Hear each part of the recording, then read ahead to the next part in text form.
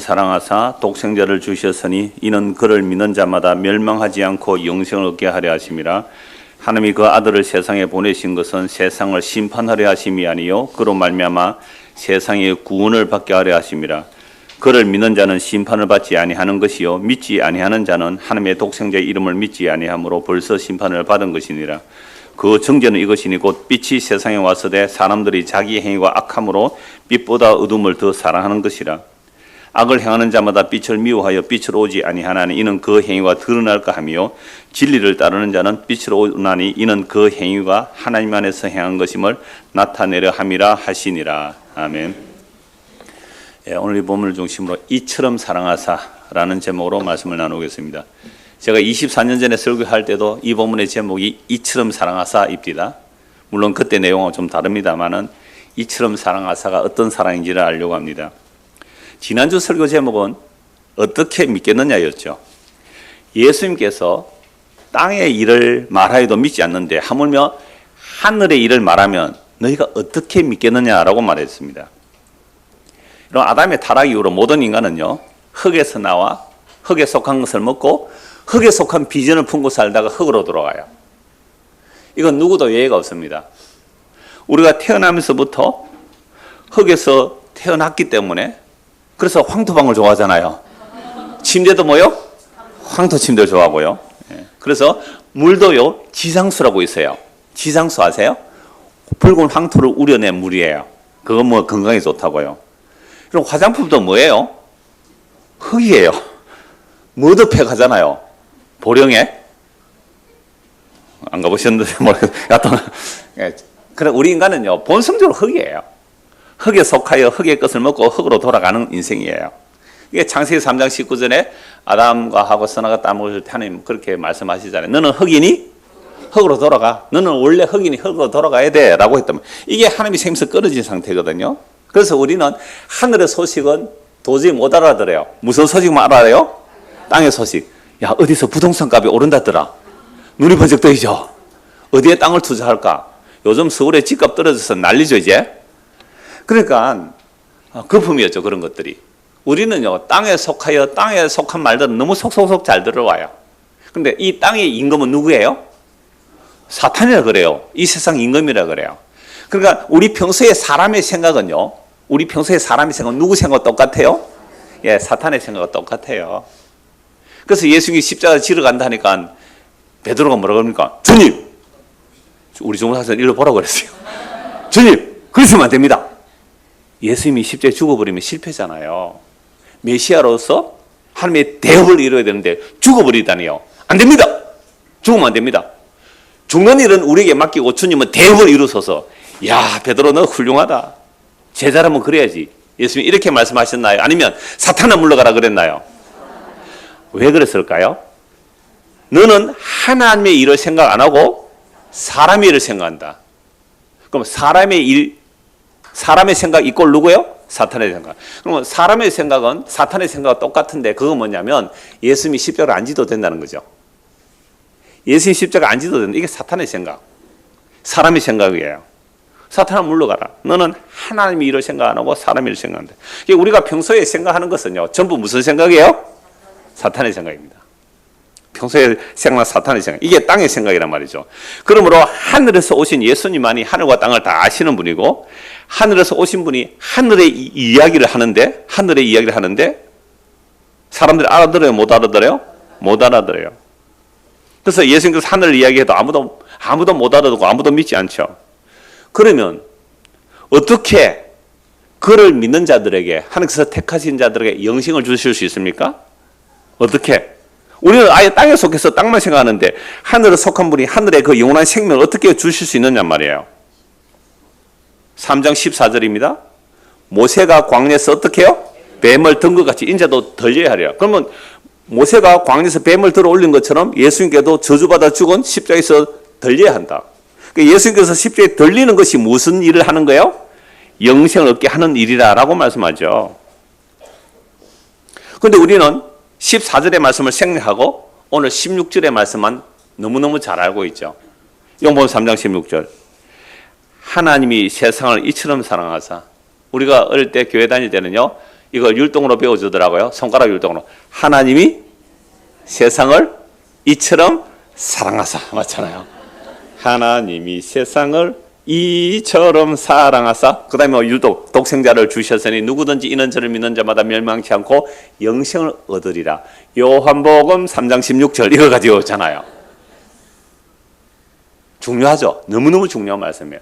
정말 이 한 말씀으로 감옥에서 정말 사형수가 감옥에서 이 말씀 보고 회개하고 예수를 믿었다는 간증들도 있어요. 엄청난 중요한 말씀이죠. 자, 그런데 문제는 요한복음 3장 16절은 강조하는데 14절은 강조되는 경우가 잘 없더란 말이에요. 그래서 교회를 좀 다니는 사람은 이 말씀 다 들어요.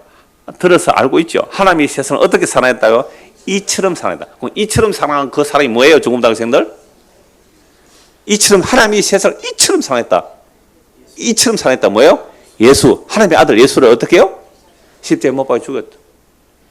여러분들이 부모님이라면 여러분들이 하나뿐인 아들을 정말로 어떤 선한 일에 아들이 희생했다 그러면 자랑스러울 거예요. 그죠? 선한 일에. 그런데 여러분들이 하나뿐인 아들을 정말 흉악한 죄인들, 사형받아 마땅한 죄인을 대신해서 내 아들을 내줄 수 있겠느냐 이 말입니다. 아무도 없죠. 그런데 정말 영원하신 하나님이 사랑이시기 때문에 허물과제로 죽어서 지옥 가야 마땅한 우리에게 자기 아들을 우리를 대신해서 십자가에 못 박아 죽이러 보냈다. 이것이 무슨 사랑이라고요? 이처럼 사랑이죠. 맞죠? 이게 하나님의 사랑이에요. 자, 그런데 문제는 뭐가 문제냐면 이제 16절 다시 보세요. 하나님이 세상을 이처럼 사랑하사 십자가에 아들을 내주시는 사랑이란 말이죠. 독생자를 주셨잖아요. 하나뿐인 아들을 우리를 위해 주셨단 말이죠. 그 예수가 하나님이시고 하나님이 사람이 되셔서 십자가에 살을 지고 피를 우리에게 주셨어요. 이게 하나님의 이처럼 사랑이에요. 자, 이는 이렇게 하신 이유는 그를 뭐요? 믿는 자마다 멸망하지 않고 영생을 얻게 하려 합니다. 여러분 예수를 믿으면 뭘 안 얻고요? 멸망하지 않고 뭘 얻어요? 영생을 얻어라. 영생을 얻는다. 자, 그러면 지옥 가는 사람도 왜 지옥 갑니까? 예수를 믿지 않아서. 그럼 천국 가는 사람은 어떻게 천국에서 영생을 얻어요? 예수를 믿었기 때문에. 그러면 이렇게 묻죠. 야, 너는 어떻게 지옥 가지 않고 영생을 얻었니? 나 예수 믿었잖아요. 이렇게 나올 수 있죠. 그러면 영생을 얻지 못하고 지옥 간 사람은 왜 지옥 가요? 안 믿었잖아요. 이렇게 강조가 돼요. 여러분 이게 성경은 이렇게 말씀할 수밖에 없지만 우리가 이해할 수밖에 없지만 이게 심각한 문제가 뭐냐면 예수님께서 십자가에서 다 이루어 놓은 거예요. 다 이루어 놓았지만 믿고 안 믿고는 누구에게 달린 거예요? 나에게 달린 것이다. 이렇게 돼버려요. 심각한 문제가 일어나요. 그러면 하나님께서 이처럼 사랑하셔서 자기 아들을 십자가에 매달리기까지 다 이루어놨는데 믿고 안 믿고는 누구에게 달렸다? 나에게 달렸다 그러면 이게 하나님의 구원을 우리는 내가 마음대로 조롱할 수 있단 말이야. 나 안 믿어줄 거야. 나 안 믿어줄 거야. 나 지옥 갈 거야. 이렇게 할지라도 하나님이 어떻게 해요? 손을 쓸 수 없다면 그게 무슨 하나님이겠어요? 그래서 모든 전도지에는요, 제가 지금까지 제가 62년을 살면서 어릴 때는 못 봤지만 제가 그쪽에 일을 좀 했기 때문에 수많은 전도지를 보았거든요. 요한복음 1장 12절과 요한복음 3장 16절은 전도지 책자에 나오는데 요한복음 1장 13절과 요한복음 1장 3장 14절이 나온 전도지를 한 번도 본 적이 없어요. 왜 그러냐니까 결국 우리 인간의 이성에 호소하는 거예요. 예수를 믿고 안 믿고를. 그래서 하나님께서 이처럼 사랑해서 독생자를 보내주셨기 때문에 너가 이 예수를 영접하기만 하면 하나님의 자녀가 돼. 영접해라. 알았어요. 영접할게요. 목사가 가서 전도하면요. 체면 때문에 믿어줄게요. 이런 사람도 있거든요. 그러니까 영접하고 나면 당신은 구원받았으면 이렇게 말해줄 수 있거든요. 물론 그렇게 해서 구원받을 수도 있어요. 근데 제가 여러분들에게 이 말씀을 나누고자 하는 목적이 뭐냐면 하나님의 구원의 주도권을 반쪽으로 만들어놔 버렸어요. 이걸 인본주의라고 그래요. 이걸 알미니안이라고 그러고요. 그러니까 하나님께서 구원을 다 마련하는데 안 믿으면 지옥 가는데 제발 좀 믿어줘. 이런 하나님으로 만들어버렸단 말이에요. 구원의 주도권을 사람이 가지고 있어요. 이건 심각한 성경의 오해입니다. 물론 성경에 그런 표현들이 많아요. 저 사람은 믿어서 구원받고 믿지 않아서 지옥 갔다 이렇게 말하기 때문에 그 믿었다 믿지 않았다는 이 말조차도 제가 24년 동안 수도 없이 말씀을 드렸는데요.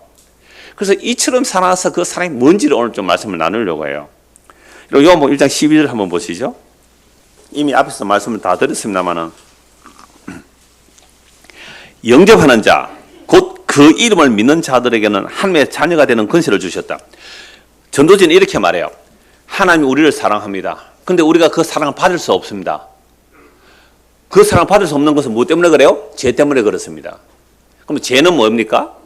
하나님을 믿지 않는 것이 죄다, 또는 하나님의 말씀을 지키지 않는 죄다, 이렇게 나오죠. 그래서 이 죄를 해결하기 위해서는 윤리 도덕으로 안 됩니다. 종교로 안 됩니다. 오직 무엇으로 된다고요? 하나님의 아들 예수를 믿음으로만 죄 용서받습니다. 라고 해서 예수 믿으면 뭐가 된다고요? 이제 여러분 하나님의 자녀가 됩니다. 이렇게 전도지 나와요. 사형리라든지 여러 가지 전도지가 이렇게 나와요. 기존 교회에서 뿌리는 전도지들이 전부 다 그 사형지를 바탕으로 해요. 하나님 당신을 사랑합니다. 근데 왜 당신은 사랑 못 받고 있는지 아십니까? 죄 때문에 그렇습니다. 그 죄의 문제는 누가 해결한다고요? 예수님이 해결합니다. 그래서 하나님과 우리 사이를 이 십자가로 다리를 딱 만들어요. 그럼 십자가 딱 건너고 나면 뭐는 필요 없어요, 이제는? 십자가 필요 없잖아요. 이제 하나님 자녀가 되었습니다. 이제 하나님께서 여러분을 향한 복을 받고 사십시오. 이렇게 나오더란 말이에요. 거기에 저는 좀 시비를 걸고 싶다는 겁니다. 왜냐하면 12절만 성경은요, 앞뒤 문맥을 자르고 한 구절만 떼우면 그게 이단이거든요. 이단의 특징이 그거 아니에요. 그 영접하는 자, 곧 그 이름을 믿는 자들의 하나님의 자녀가 되는 것을 주셨습니다. 맞습니다. 그런데 이어지는 말씀을 보세요. 13절. 이는이란 뭐예요? 접속사? 앞에 12절 연결하는 거잖아요. 그러니까 13절 떼버리면 문장이 완성이 안 되는 거예요. 이는 혈통으로나 육정으로나 사람의 뜻으로 나지 아니하고 오직 하나님께로부터 난 자들이라. 여러분, 예수를 정말로 마음에 믿어 영접할 수 있는 사람은 사람의 뜻으로 돼요, 안 돼요? 안 됩니다. 혈통으로도 안 되고요, 육정으로도 안 되고요, 사람의 뜻으로 날 수가 없어요. 아니, 허물과 죄로 죽은 인간이 어떻게 육인데 육에서 영으로 넘어갈 수 있느냐 말이에요. 안 된단 말이에요. 그러니까 13절을 강조해버리면 사람들이 뭘 하는 것을 방해하는 것 같아요?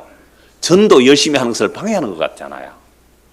아니요, 진짜 전도는 13절까지 해야 전도예요. 그러니까 혈통으로 육정으로 사람의 뜻으로 나지 않고 오직 하나님께로부터 난 자만이 뭘 할 수 있어요?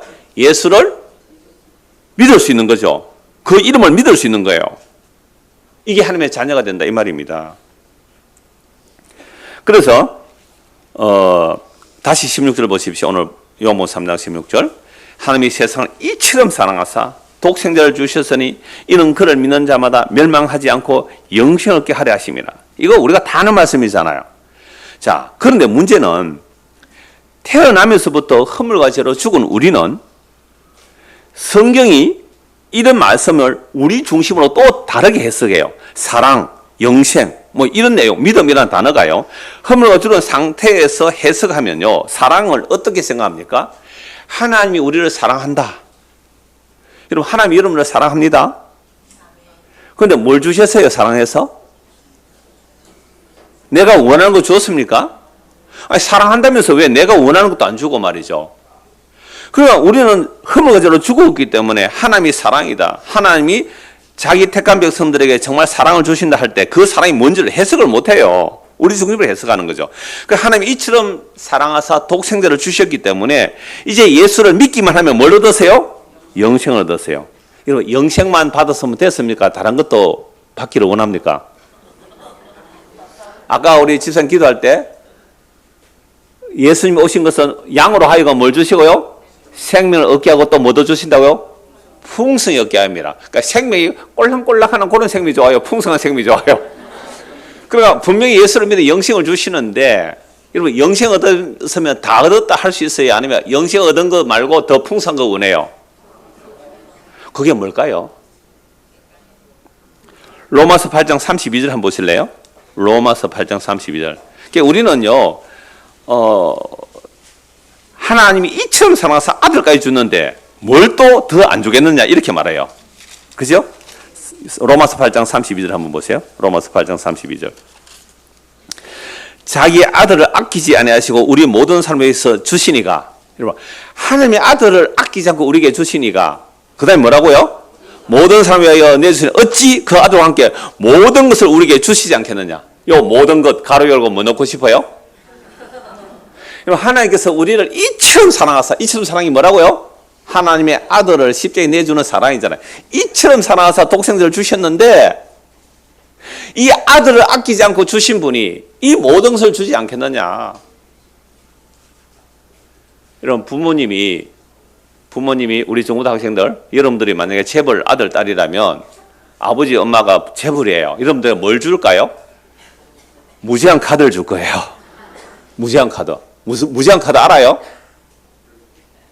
무제한 카드. 한 달에 1억을 써도 괜찮아. 한 달에 1억을 써도 괜찮아. 무제한 카드를 줘요.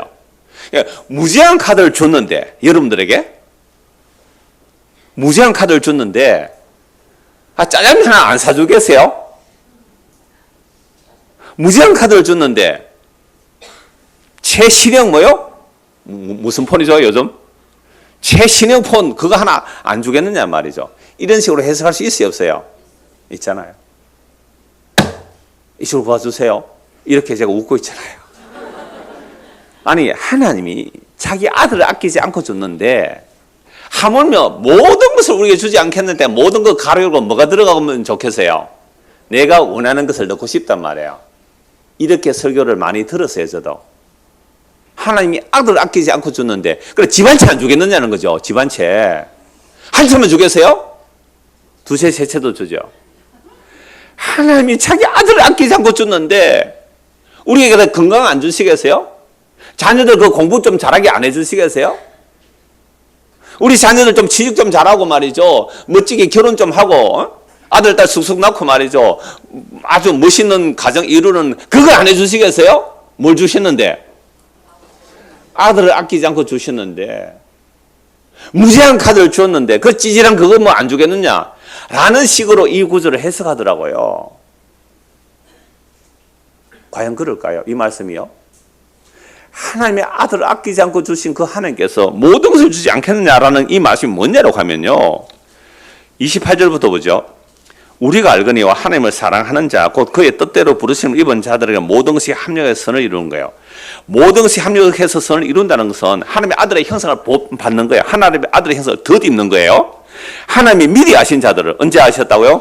창세전에, 영원전에 그 아들의 형상을 본받게 하려고 그 아들의 형상을 덧입히시려고 미리 정하셨어요. 여러분 천지 창조하기 전에 우리를 하나님께서 왜 예정해 놓았을까요? 누구 본받게 하려고? 하나님의 아들 누구요? 예수 본받게 하려고. 예수님을 덧입히려고 예정해 놨어요. 그럼 예수님이 이 땅에 와서 다 이루다는 자리가 어디예요? 십자가잖아요. 그럼 십자가에 죽는 것이 완성이에요. 요게 본받도록 하는 거예요.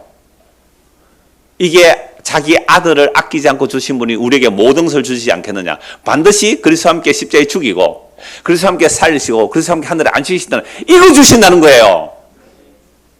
이게 자기 아들을 아끼지 않고 주신 분이 이 모든 것을 주지 않느냐는 것 안에 이 안에 들어있어요. 그러니까 이 역사 속에는 십자가의 완성이고요. 그 십자가 안에서 하늘에 속한 모든 신령복이 다 담겨 있는 거예요. 그건 눈에 안 보여요 우리에게. 기록된 계시 말씀으로 약속만 주어졌죠. 그러니까 아들 얻었으면 다 얻은 거예요. 아들 얻었으면 영생 얻은 거고요. 아들 얻었으면요 하늘나라 기업을 다 얻은 거예요.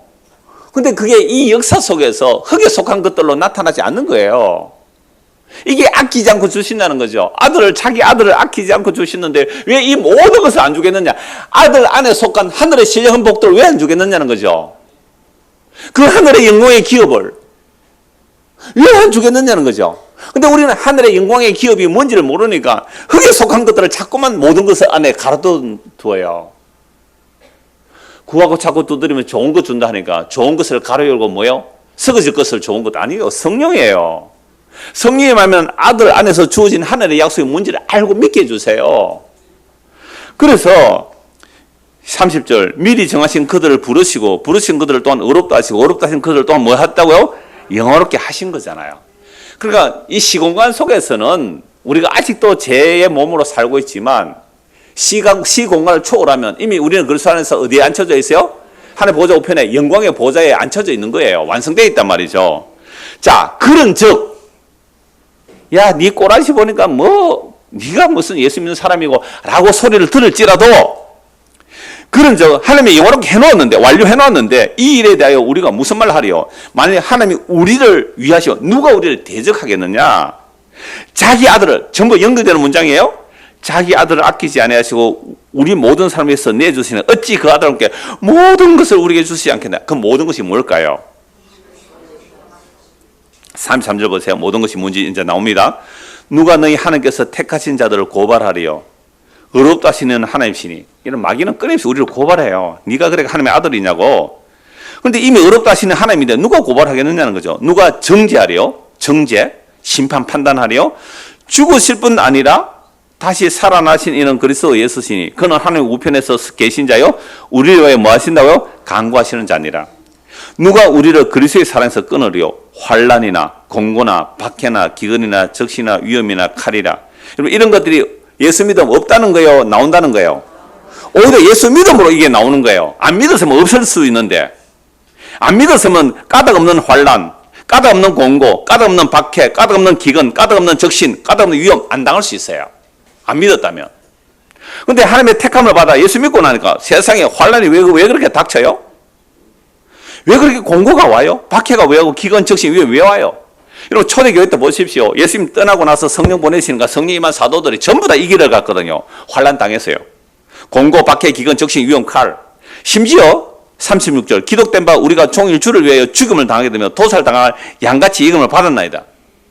그러니까 모든 사도들이 간 길이 도살당할 양처럼 취급하다 갔잖아요. 이게 시편 44편의 말씀인데 예수님이 먼저 그 길로 갔고 예수님의 제자들이 다 그 길로 갔단 말이에요. 이게 자기 아들을 아끼지 아니하시고 모든 사람을 위해 주시니까 어찌 그 아들과 함께 모든 것을 주지 않겠느냐 이 말씀 안에 들어가 있는 내용이잖아요. 자, 그러나 이 모든 일에 우리를 사랑하시는 이로 말미암아 우리가 넉넉히 이기느니라. 이 넉넉히 이긴다는 게 뭐냐라고 하면 그 어떠한 환난 핍박이라도 38절 39절 봅니다.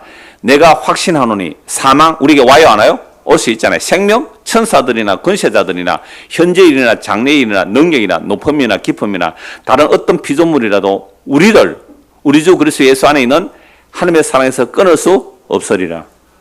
이것이 아들을 아끼지 않고 주신 그 하나님께서 우리에게 모든 것을 주신다는 약속이에요. 여러분 예수 믿고 살면서 온갖 일을 다 당할 거예요. 여기 일어나는 모든 일들을 우리가 다 당할 거예요. 사람들은 야, 너 예수 믿다가 왜 실패했어? 너 환난을 당하나 보니까 예수 잘 못 믿는 거야. 너 하나님 잘 못 섬긴 거야. 라는 식으로 말하는 것. 이게 자기 아들을 아끼지 않고 주시니가 모든 것을 우리에게 주시지 않겠다는 그 말씀 오해해서 그래요. 그 아들이 가신 그 길로 가는 일에 하나님은 절대로 실패하지 않는다는 거죠. 반드시 하나님의 자기 아들의 형상을 덧입혀서 하늘에 앉혀놓으신 그 일들을 이 역사 속에서 반드시 이루어내겠다는 것. 이게 아들을 아끼지 않고 주신 그분이 모든 것을 주신다는 거예요. 그래서 모든 것이 합력하여 선을 이룬다는 것은 우리가 눈에 보이는 하늘과 땅이 다 사라질지라도 하나님의 택한 백성들에게 하나님의 아들의 형상을 입히는 일에는 전혀 부족함 없이 완벽하게 이루어내신다. 여러분 이게 이처럼 사랑하사입니다. 그런데 이 사랑을 누가 알고 누가 믿으리요? 이 사랑을 누가 알고 누가 믿으리요?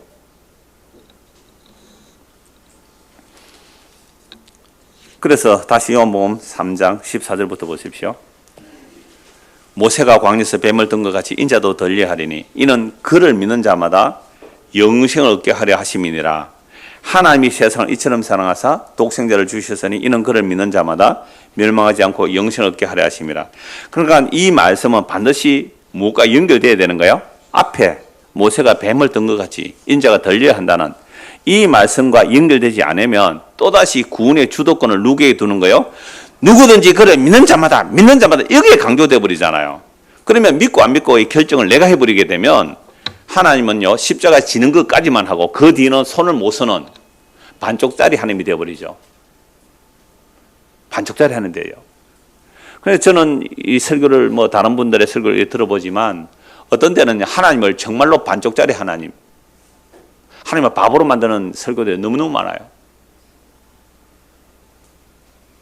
하나님이 이처럼 사랑했다는 것은요, 십자가에 자기 독생자를 주셨는데 그 십자가 안에서 일어난 하나님의 엄청난 일이 뭔지를 모르니까 자꾸만 그런 식으로 얘기하는 거예요. 자기 아들을 아끼지 않고 주셨다는 것은 여러분 십자가에서 들림으로 15절을 보십시오. 이는 그를 믿는 자마다 영생을 얻게 하려면, 그러니까 십자가에 들려서 믿고 안 믿고는 내가 다 이루나 믿고 안 믿고 너희에게 맡길게, 이거 아니에요. 들림으로 내가 나에게로 이끌어 올리겠다. 그 요한복음 12장에 나오잖아요. 요한복음 8장에서 내가 들림으로 내가 그인 줄 알게 하겠다. 너희가 내가 그인 줄 알지 못하면 너희는 너희 죄 가운데 죽으리라. 우리가 이 땅에 살면서요, 예수가 누군지 알지 못하면 우리는 우리 죄 가운데 그냥 죽어가요. 그래서 들림으로 우리에게 예수가 누군지 알게 하시고 예수님께서 들림으로 우리를 그에게로 이끌어 가시는 거예요. 그리고 십자가가 다 이루었다는 말은 믿고 안 믿고는 여러분에게 맡기겠다는 말이 아니라 십자가의 다 이루음이라는 것은 이 역사 속에서만 아니라 영원까지 하나님께서 자기 약속을 이루어 가겠다는 겁니다. 이게 이처럼 사랑하사예요. 자, 그런데 이 하나님의 사랑을 율법주의자들 어떻게 오해하는가 하면요, 제가 바울을 종종 인용하죠. 그럼 바울은 율법의 의로는 흠이 없다 그래요. 난지 8일 만에 할례 받아요. 난지 8일 만에 할례 받아요. 왜 8일일까요? 7일이 완성이에요. 그죠? 완성 다음에 태어나는 것을 그런 식으로 표현한 거죠, 할례를. 그러니까 난지 8일만 할례 받았고 히브리인 중에 히브리인이에요. 왜 히브리인 중에 히브리인이라 그래요? 자기는 무슨 지파예요? 베냐민 지파예요. 유다 편의 선자가 누구예요? 베냐민이가. 나머지 10지파는 배신자로 몰아요, 사실은. 유대인 중에 유대인이에요. 율법에 의하면 바리새파에 속하여 가말리엘 문화예요. 이런 사람이 신명기 21장 24절 너무 잘 알죠. 나무에 달려 죽은 자는 저주받아 죽은 죽음이다. 그런데 아니 예수 믿는다는 인간들 보니까 나무에 달려 죽은 예수를 뭐로 믿어요? 주와 그리스도로 믿잖아요. 이 저주받은 자를 믿는다. 이놈들은 다 잡아 죽이는 것이 하나님의 영광이다. 율법의 의로 흠이 없다는 바울이 그렇게 예수 믿는 사람을 잡아 죽였잖아요. 누구를? 스데반을. 여러 사람을 감옥에 가둬서 막 모독하게 하는 말을 해요. 예수를 주와 그리스도 믿는 자를 막 모독하게 하는 일을 그렇게 많이 했어요. 그러다가 다메섹까지 예수 믿는 사람 잡으러 가다가 하늘에서 음성이 들리죠. 사울아 사울아 네가 왜 나를 핍박하느냐. 말에서 굴러 떨어져요. 주여 당신은 누구십니까? 나는 네가 핍박하는 예수다. 3일 동안 눈이 멀었다가 아나니아가 기도하니까 눈이 떠지죠. 눈에 비너같이 벗겨지면서 그때부터 모든 성경으로 누구를 전 거예요? 예수가 그리스도임을. 그러면 분명히 신명기 21장 23절에 나무에 달려 죽은 자는 저주받아 죽은 죽음 맞아요. 그런데 예수를 만나고 나니까 이 저주받아 죽은 죽음을 어떻게 해석해요? 다르게 해석을 하는 거예요. 결국 성경의 문제는 해석의 문제거든요. 예수님의 십자가 부활하신 그 예수를 만나고 나니까 나무에 달려 죽은 자가 어떤 죽음인지가 해석이 되는 거예요. 갈라디아서 3장 한번 보시죠. 갈라디아서 3장.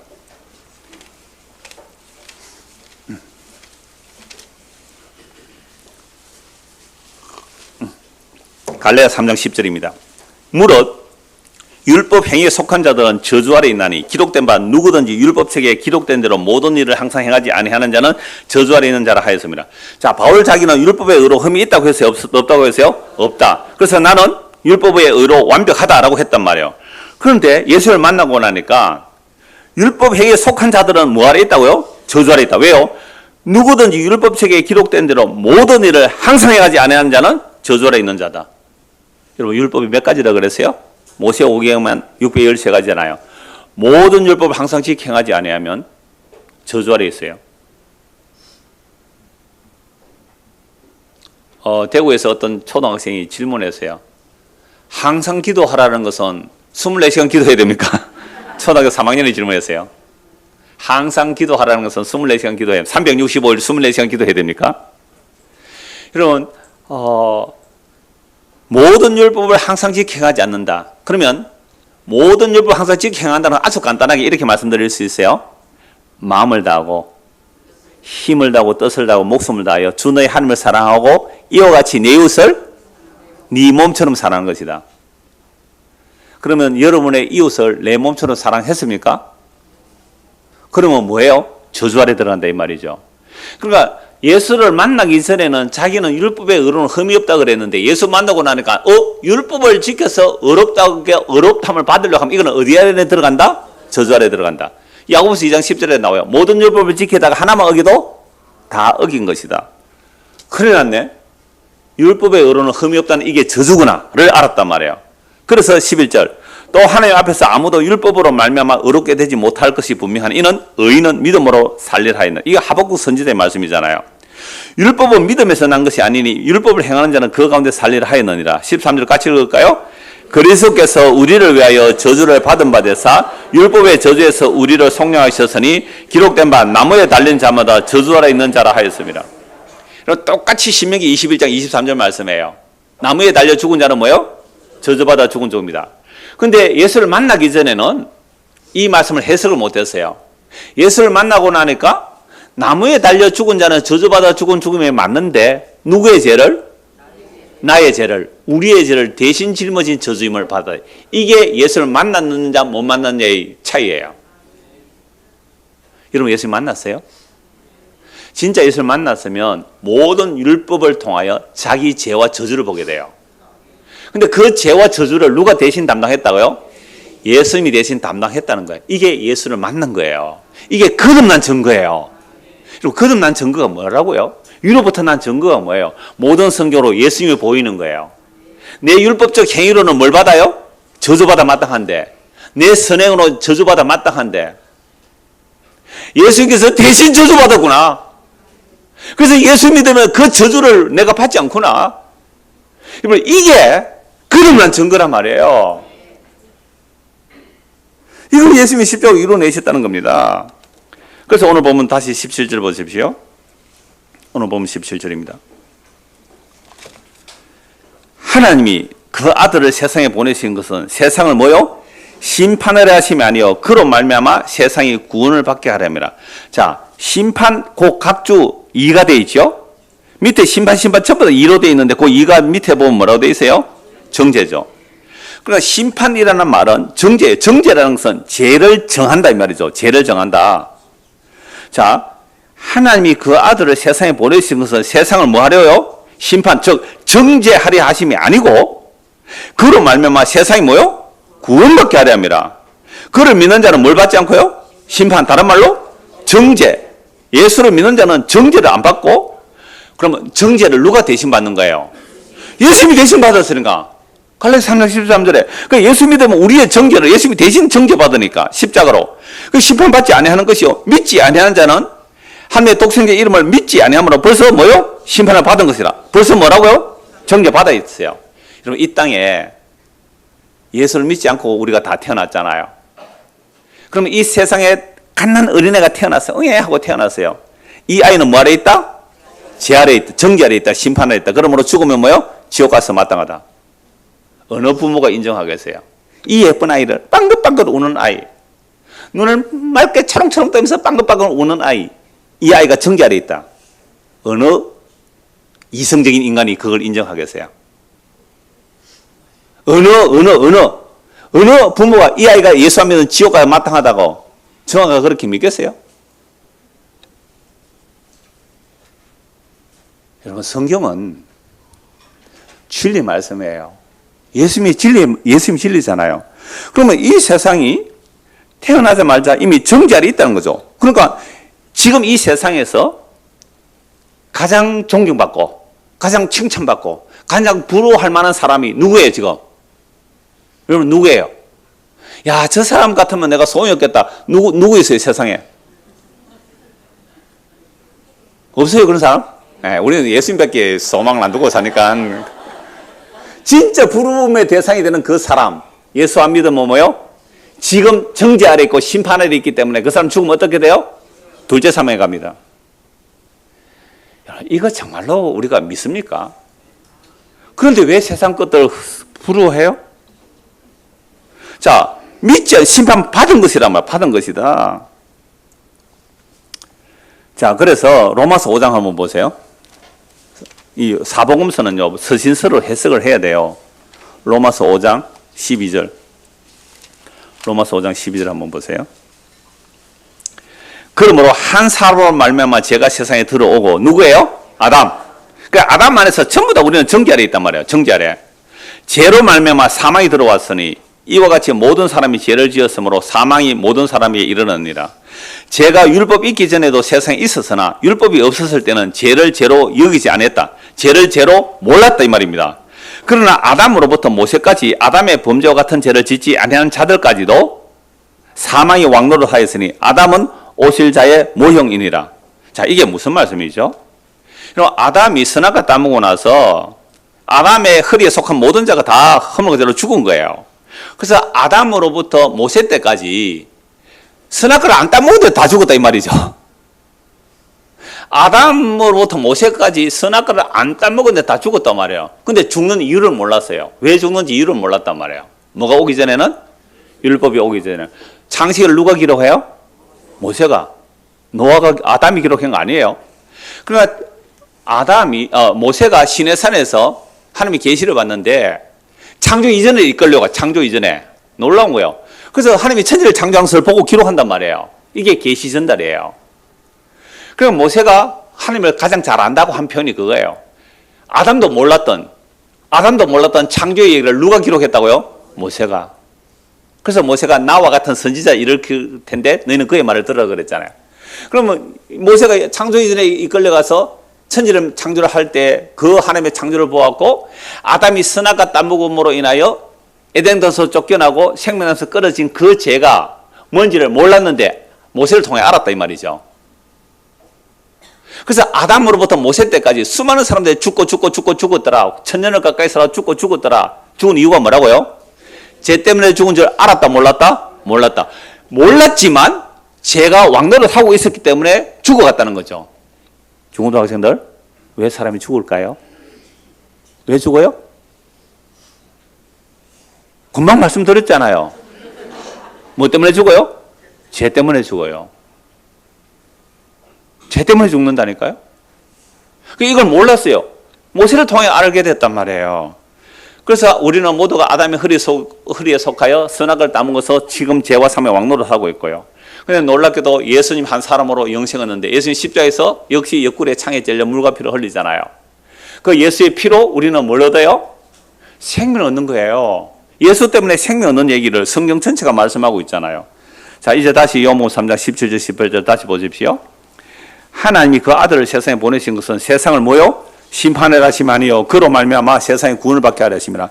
그를 믿는 자는 심판을 받지 아니하는 것이요 믿지 아니하는 자는 하나님의 독생자 이름을 믿지 아니함으로 벌써 심판을 받은 것이라. 그 인간은요, 아담 이후에 모든 인간은요 뭘 받고 태어나고 있어요? 심판과 정죄 아래 태어나요. 그럼 그 정죄가 뭘까요? 그 정죄는 이것이니 곧 빛이 세상에 왔을 때 사람들이 자기 행위와 악함으로 빛보다 어둠을 더 사랑한 것이라. 악을 행하는 자마다 빛을 미워하여 빛을 오지 아니하나니 이는 그 행위가 드러날까 하며. 자, 중고등학생 질문입니다.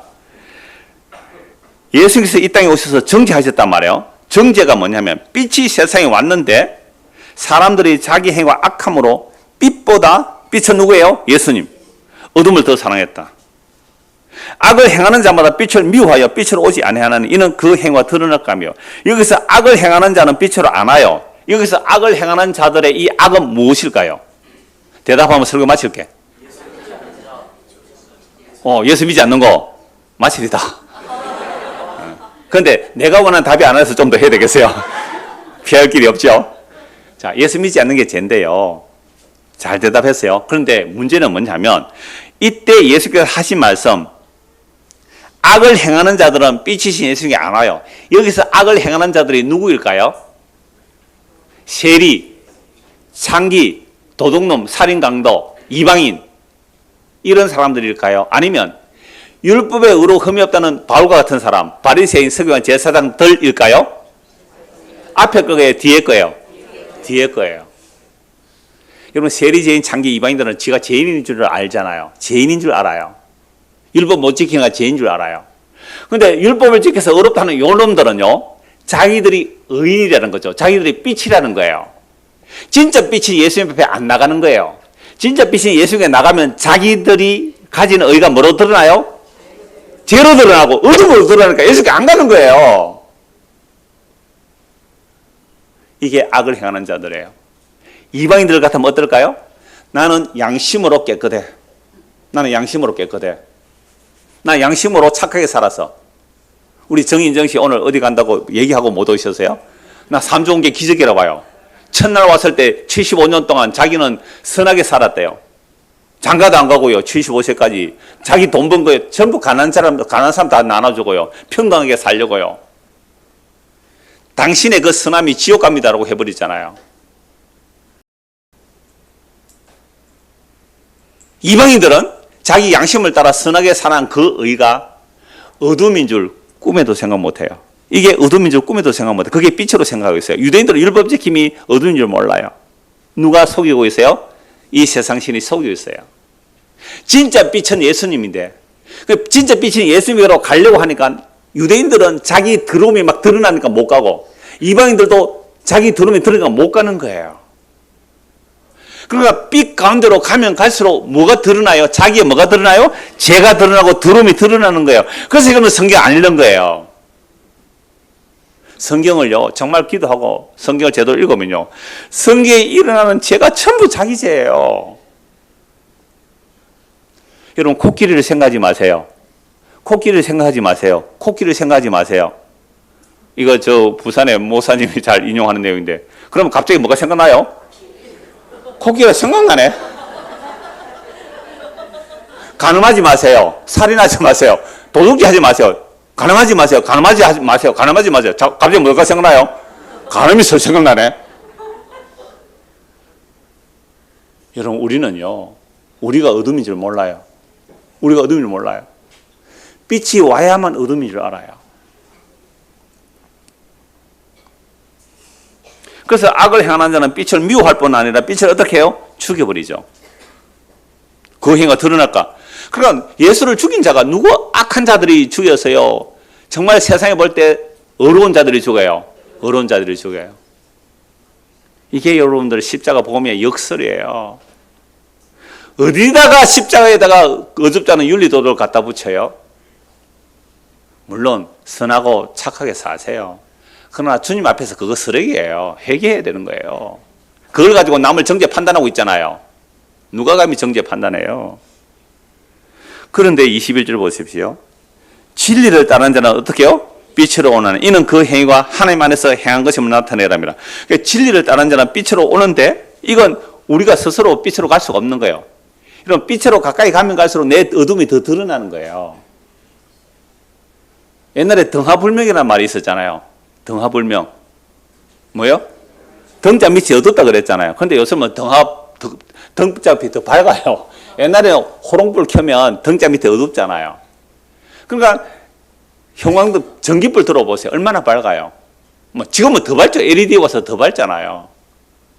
그러니까 우리 방송 김동우 집사님이 목사님 얼굴이 시커멓고 뒤에가 너무 밝아서 앞에 조명을 좀 줬으면 이러더라고요. 하지 마세요. 제가 원래 얼굴이 시커멓서 그래요. 제가 얼굴 좀 밝으려면 이 화장을 해야 돼요. 좀 유튜브 하는다 화장 좀 하거든요. 파운데이션 하면 좀 밝게 나오는데요. 그냥 얼굴 밝으면 더 시커매지니까 그냥 두세요. 뭐 시커멓고 뭐 금버섯 나오고 해도 괜찮아요. 그냥 그러니까 우리는요 빛이 밝으면 밝을수록 뭐가 드러나요? 제가 더 드러나게 돼 있어요. 그래서 사람들은 빛으로 안 가요. 그런데 어떤 사람이 빛으로 오더란 말이에요. 어떤 사람이 성경을 봐요. 기도해요. 누가 한 거예요? 진리를 따르는 자는 빛으로 하는 이는 그 행가 어때요? 하나님 안에서 행한 것임을 나타내라. 이거 하나님이 하는 것이 내가 하는 거 아니에요. 누가 어둠이 빛으로 나가요? 죽는데. 이런 습진 같은 거 있잖아요. 그죠? 무좀 습진 같은 거 어디 가면 다 나아요? 햇빛에 노출하면 거의 다 나아요. 이런 무좀 습진은요, 햇빛에 나가면 서로, 근데 내가 무종균이 있어요. 무종균이 스스로 나 햇빛 좋아해 하고 햇빛으로 나올까요? 무종균이? 그런 무종균이 세상에 어디 있어요? 계속 어둠으로 파고 들어가죠. 무종균이, 그죠? 근데 무종균이 나 빛으로 갈래요. 그 미친 무종균이죠. 그런 무종균이 어디 있을까요? 그래서 어둠이 빛으로 나올 수 있는 것은 사람이 할 수 있다, 없다? 없다. 누가 한다고요? 하나님이 하시는 거예요. 그러면 왜 사람들이 빛인 예수를 미워하느냐? 요한복음 7장 7절 한번 보세요.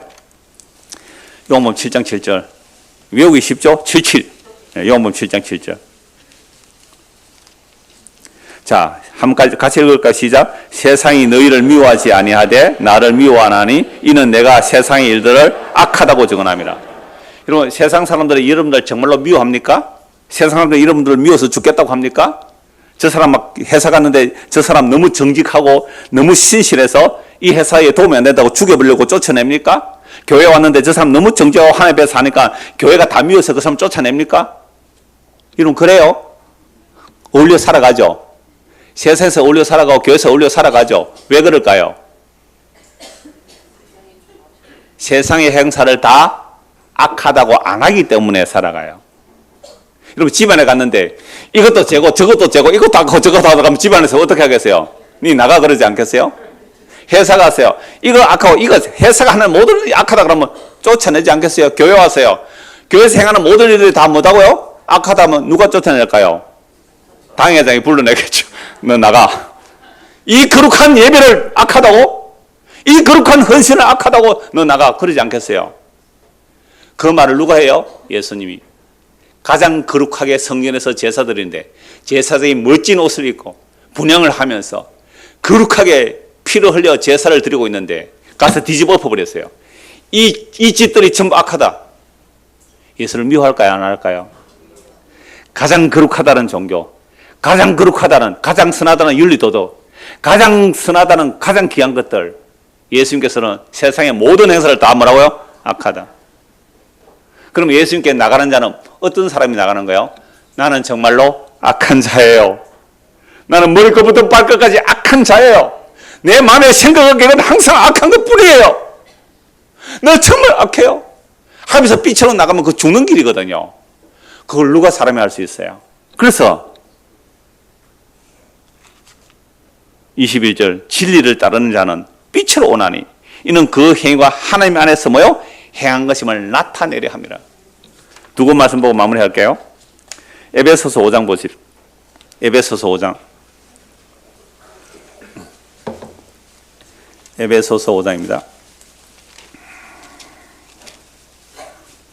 8절.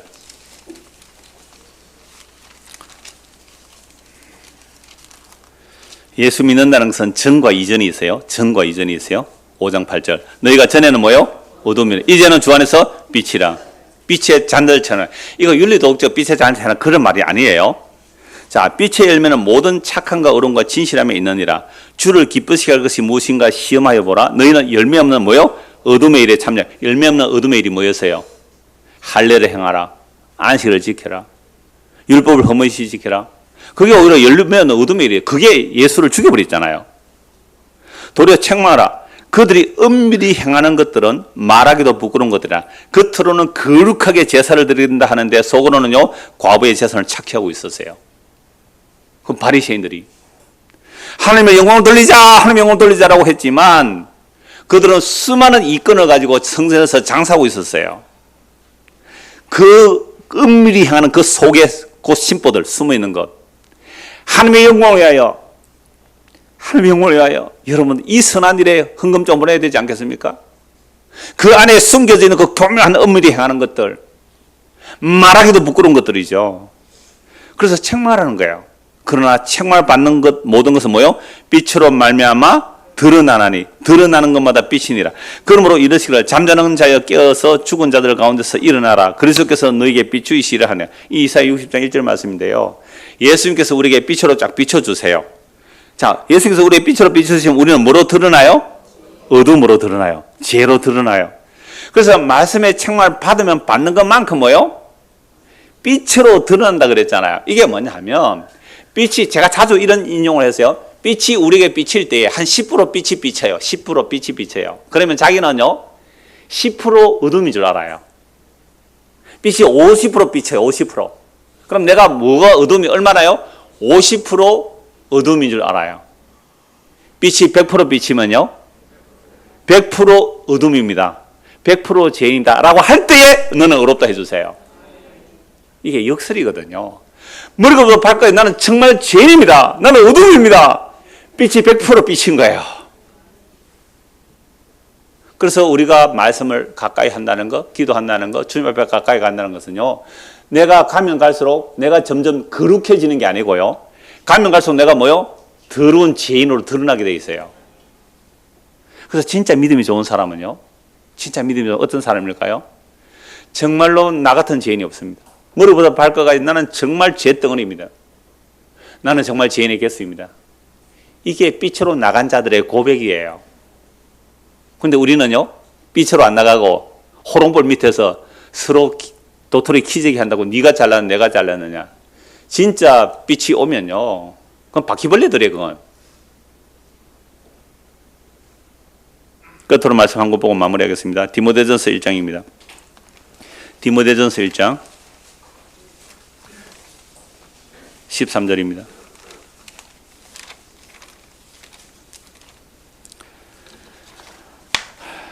내가 전에는 비방자요 박해자요 폭행자에서나 도리어 긍휼을 입은 것은 내가 믿지 아니할 때에 알지 못하고 행하였습니다. 우리 주의 은혜가 그리스도 예수 안에 있는 믿음과 사랑과 함께 넘치도록 풍성하였도다. 믿보다 모든 사람이 받을 만한 이 말이여 그리스도 예수께서 죄인을 구원하시려고 세상에 임하셨다 하였도다. 죄인 중에 내가 개수니라. 바울이 예수를 만나기 전에 자기는 율법외로 흠이 없다 그랬잖아요. 자기가 빛인 줄 알았어요. 근데 그게 진짜로 어둠인 줄 알았단 말이에요. 누구 만나니까? 예수님 만나서. 바울이 디모데전서를 기록할 때는 이제 죽을 때 다 됐어요. 믿보다 신실하다 이 말이여 모든 사람이 받을 만한 말이여 그리스도 예수께서 누구를 구원하고 오셨다고요? 죄인을 구원하고 오셨다고요. 그러니까 너무너무 기뻐서 주여 여기 죄인 중에 개수가 여기 있습니다.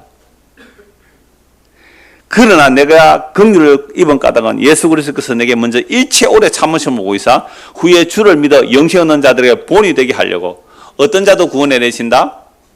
저 바울 같은 자도 구원해내신다. 예수 믿는 사람 잡아주는 저 바울 같은 자도 구원해내신다. 그게 주의 긍휼과 자비예요. 자기는 빛인 줄 알고 나무에 달린 자는 저주받아 죽은 죽음이니까 그를 믿는 자를 다 잡아 죽이는 것이 빛의 삶인 줄 알았는데 그게 어둠이었단 말이에요. 자기의 의가 그 자아의 확장이 어둠인 줄 알았어요. 죄인 줄 알았어요. 그래서 예수님에 나갔을 때 나는 죄인 중에 개수입니다.